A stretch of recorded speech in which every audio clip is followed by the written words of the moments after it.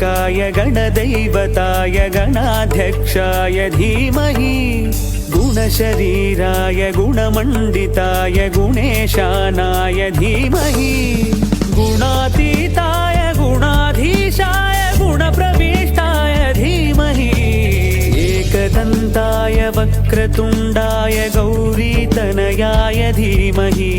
गजेशानाय भालचन्द्राय श्रीगणेशाय धीमहि एकदन्ताय वक्रतुण्डाय गौरीतनयाय धीमहि गजेशानाय भालचन्द्राय श्रीगणेशाय धीमहि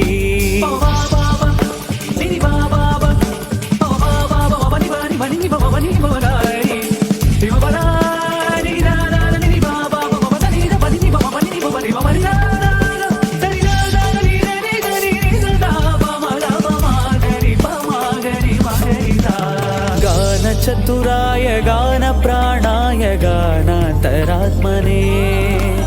गानोत्सुकाय गानमत्ताय गानोत्सुकमनसे गुरुपूजिताय गुरुदैवताय गुरुकुलस्थायिने गुरुविक्रमाय गुह्यप्रवराय गुरवे गुणगुरवे गुरुदैत्यगलक्षेत्रे गुरुधर्मसदाराध्याय गुरुपुत्रपरित्रात्रे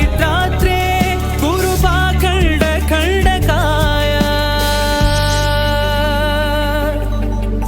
गीतसाराय गीततत्त्वाय गीतगोत्राय धीमहि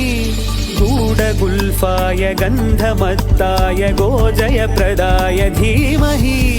गुणातीताय गुणाधीशाय गुणप्रविष्टाय धीमहि एकदन्ताय वक्रतुण्डाय गौरीतनयाय धीमहि गजेशानाय भालचन्द्राय श्रीगणेशाय धीमहि एकदन्ताय वक्रतुण्डाय गौरीतनयाय धीमहि गजेशानाय भालचन्द्राय श्रीगणेशाय धीमहि।